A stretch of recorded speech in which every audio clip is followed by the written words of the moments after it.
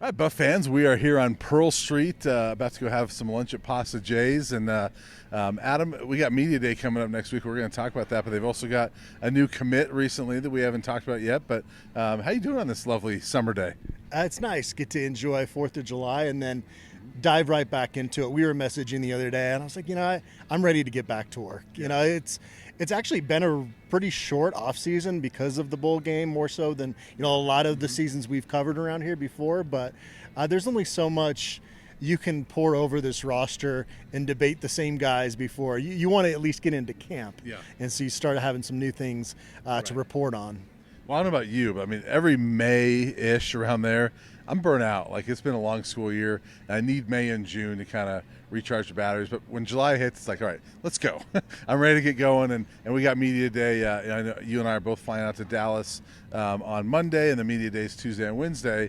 Like I said, we're going to talk about that in a minute, but let's talk about the latest commit real quick. Colby Johnson, linebacker from Sammamish, Washington. We believe that's how you pronounce it.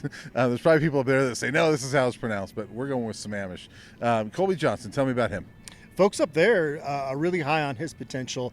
Now, he did have just one other Power 4 offer, so and that was from Arizona. So you get the debate from some fans that are, wanting to just see blue chippers put into this class. But the evaluation there was on him as a top-level guy, and they made him a priority, a linebacker that can kind of play as an edge guy as well, so pretty versatile. So we'll see. It's a guy that you don't get the best competition up there in Washington, but it's still probably as good or better than locally here in Colorado. Yeah, and I like taking, I don't know, a chance, but I like some of those guys that are maybe lower level. I mean, a lot of times those guys turn out to be really good, recruits. And he's also a guy that, as the season goes along, who knows, maybe he picks up a few other offers. Sometimes you see that Power 5 commitment or, a few of those offers and a few more start rolling in because other teams are like, wait a minute, what's Colorado seeing that we're missing?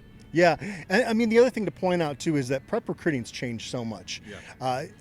You really can't freak out about a lack of prep commitments in this transfer era, especially when Deion Sanders is your head coach, and we've seen how they've operated. So would you like to see a couple more of those blue chippers? You had Sedarian Morgan that was seeming to be pretty interested in the Buffs, a five-star receiver, but he picked Alabama.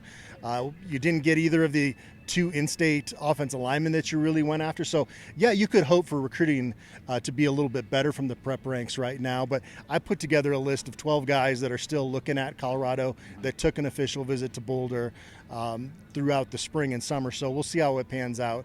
I kind of see both sides of it. I see how you don't want to take too many flyers on guys, but you're also not married to that player for 4 or 5 years like you used to. Because the players aren't married to you, to you for 4 or 5 years. They could take off. Right. So you can take flyers on some guys and probably don't panic about Colorado recruiting until you get into that transfer season. That's when we've seen the real bulk of their roster building take place. Yeah, and the other thing too is those players aren't married to other programs either. And so a guy that's been in another program for a year comes to Colorado later, and that's where a lot of the recruiting is. I've seen some people that have mentioned, hey, Colorado's ranked like 100th right now in the 2026 class.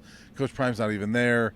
He needs to get back in Boulder. Do you think his absence has anything to do with maybe that lack of high school recruiting right now? I don't. I feel like the staff here is so good at what they're doing that there's probably not much more that, as far as results, that would happen if Coach Prime was here.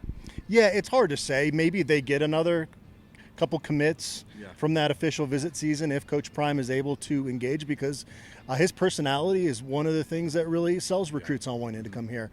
But it's a health issue. It's not like Coach Prime is sitting poolside drinking a daiquiri every day and shirking his responsibilities. I know he would have liked to be here for the camp season, but you got to take care of your health, especially this time of year.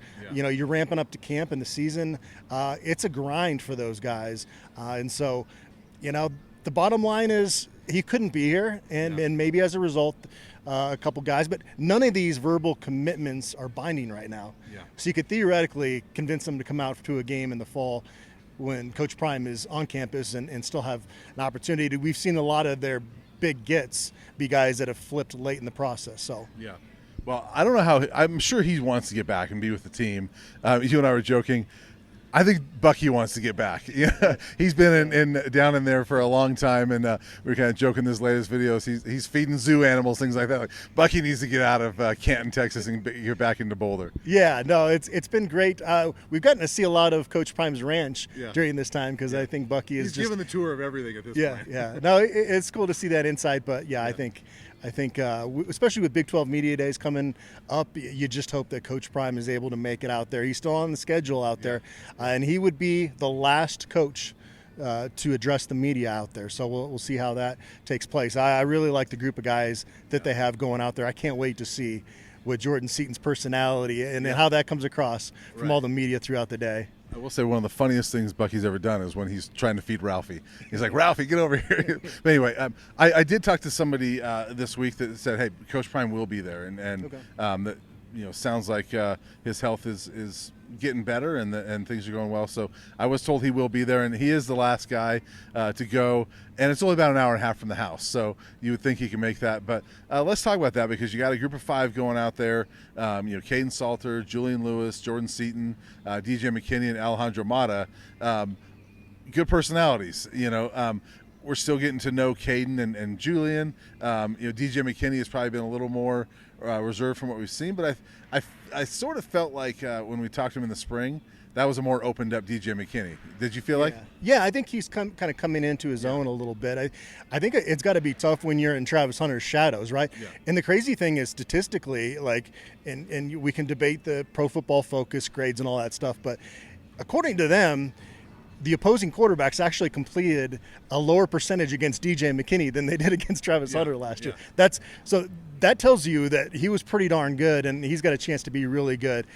Just a little bit of inconsistencies here and there, but he's got the length that NFL scouts are going to love. And we talked about him probably being the top pro prospect right now going into the season when you look at that 2026 draft. Obviously, Jordan Seaton a couple years from now is going to be highly sought after in that draft. But I'm anxious to see. Mata's got a great story just with his connection with Coach Prime and being from a different country and just kind of his experiences growing up. And so I hope DJ McKinney is not just hammered with Travis questions all day. He probably will be. It's a long day for those guys, but you got to vary up the questions a little bit. It's pretty brutal to listen to, and we're media members ourselves. Right. Well, I guess it's on us to steer the question, the conversation away from Travis Hunter. That'll be our responsibility. But yeah, there will be a lot of that. There's going to be a lot of Shador questions for Julian Lewis and Caden Salter as well. It's just the way it is, right? Those two guys were larger-than-life figures and obviously fantastic players. It's interesting that both quarterbacks are coming. We talked about this ahead of time that I've never seen 2 quarterbacks go for one team because typically when there's a QB battle, the coach is not going to bring the quarterback. And so Coach Prime is like, the decision is either you bring 2 or none because you can't bring one of them because you haven't named a starter. I've never seen 2, but I'm glad that both are there. Well, this is going to be an opportunity for Julian Lewis to really get a media baptism by fire out there because that's going to be a long day for someone that hasn't gone through something like that. But they've asked him to be mature beyond his years, and he's lived up to that since he's gotten on campus, showing a really good work ethic. And I think most people are going to talk out there like Caden Salter's most likely going to be the guy. But this is an opportunity, and if he's going to be your starting quarterback in 2026, this is all growth, and media is part of the journey. And so, I'm anxious to see how he does. Both of them did pretty well with the media in the spring, I thought. Yeah, and I haven't looked at the entire list or really analyzed it yet, but Julian's 17 years old. He's not going to turn 18 until, I think, September. He's got to be the youngest player that's going to be there, right? Maybe the youngest player that's been at these media days the whole time we've covered him. Yeah, because he reclassified. He's supposed to be a junior in high school right now. Yeah. So senior, going into senior, right? Going into his senior year now. Yeah. So I doubt it. I don't know who it would have been. Yeah, I don't know who it would have been. Jordan Seaton, you mentioned, fantastic personality. He's going to be a media darling out there, I think. I think Jordan Seaton's going to, steal the show a little bit. He'll be a lot of fun. And, Mata, like you mentioned, he's going to do a little bit of that too. He's got that personality that you're like, oh, all right, a really confident kicker. All right, this is pretty cool. Yeah, no, it's a good group that they have going out there. It's weird. Some teams have like 3 guys, some teams 4, 5. I think Yeah. 6 is the most. So That's the most I saw. I 5's a pretty good number. It's Yeah. better. We used to only get 2 guys at Pac-12 media days, and you would usually be able to sit down and do one-on-ones with them because Yeah. the Colorado Buffaloes didn't draw the media swarms the way they do now.